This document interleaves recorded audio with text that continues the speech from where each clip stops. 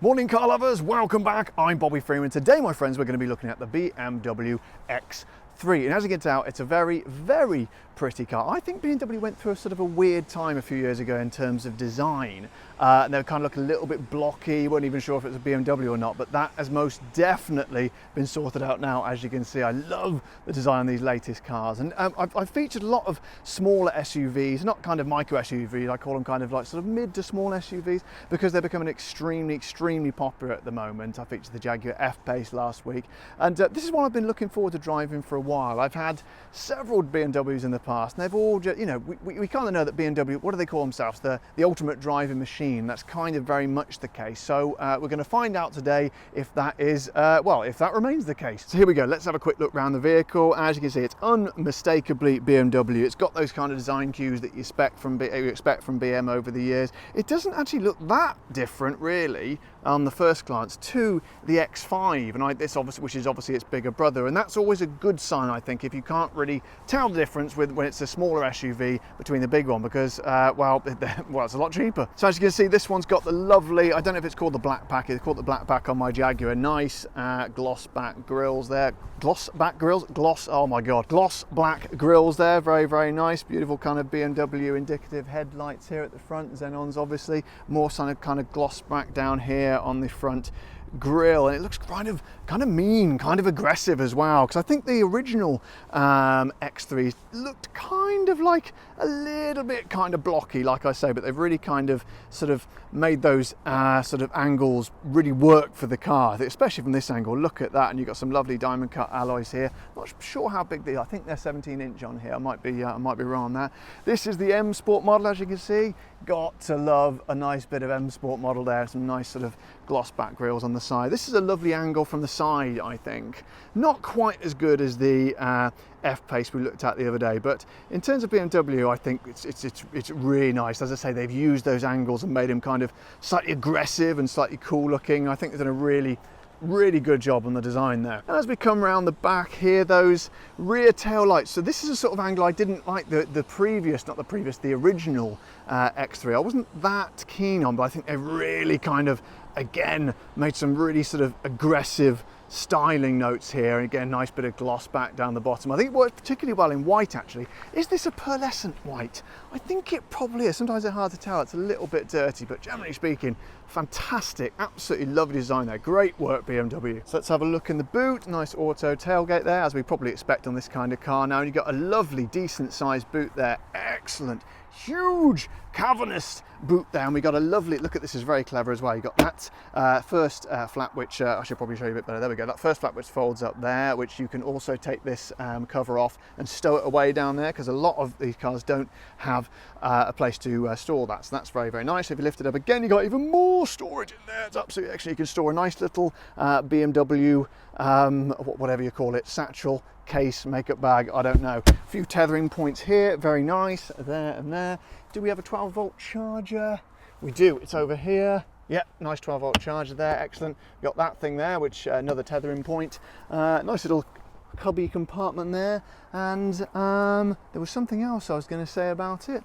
I can't remember exactly what it was, but it's generally, as boots go, it's a nice place to spend time if you are that sort of person that likes to spend time in a boot. So let's have a look on the inside, shall we? And this is where BMWs really shine. As I said in the past, I wasn't too sure. I think they went a bit sort of awry slightly with the styling on the outside, but the inside has always been reassuringly exquisite quality, and there's no change here. Look at our steering wheel. It's so chunky and substantial and kind of cool with the aluminium here, and the nice sort of stitched bit of leather in the middle. It's classic BMW, but excellent quality. And of course, as you'd expect these, we have a digital display in the middle there.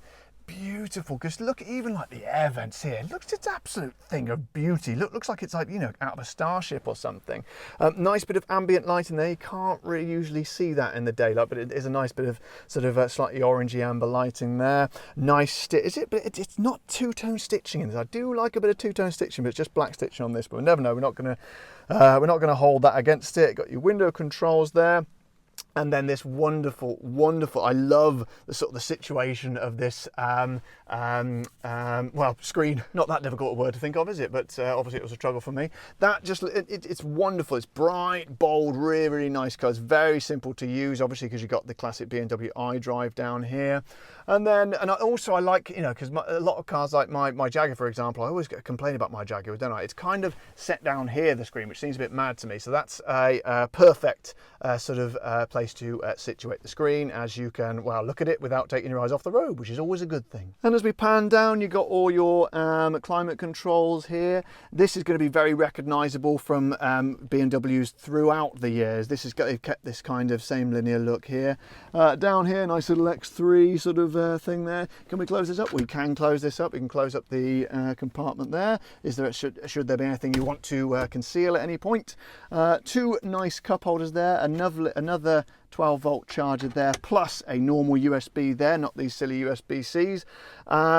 Gear lever's gone kind of a little bit sort of different to I used to like that kind of slightly flat gear lever they had in the BMW, but you know, you can't have everything. As I say, the iDrive over here, this is still kind of the best way, widely recognised as the best way to control an infotainment system. I don't like it when they're all touch. Is this touchscreen as well? Have I forgot my password? Probably, I usually have. It's touchscreen as well, and oh God, I better not scan that, I'll go on some website. But it's always nice to have a bit of tangible, something real to control, and obviously you can do it without, it's particularly while driving as well. I think it's really handy to have that, and no one's really come close to it as far as I'm concerned. And of course, one of my favourite bits of these central armrests. God, my arm looks long when I'm doing that. Well, I've got this camera angle, but never mind, I'll go a bit there. There, it looks a bit more normal now. It's a nice armrest. My arm is sufficiently rested. However, what have we got in the central compartment? Oh my goodness, it's like a bloody, I mean, you could fill that up and use it as a hot tub. I mean, actually, it's actually quite deceptive. It's not quite as deep as I originally thought. We have another,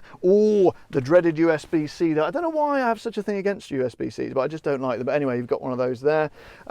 You could probably get about 4 or 5 sort of medium size ham sandwiches in there, maybe 3 egg sandwiches, depending on how thick you fill it, of course. So I'll just pop that down there. I just want to show you the leather seats here. As you expect from BMW, they're absolutely lovely. Look at the detail in there and the quality of leather. It's absolutely fantastic, and that's the same throughout. Obviously, you can see in the door cards over there. This one's got a nice little touch in the seat belt. You've got the colours of the M Sport there, so I really, really like that.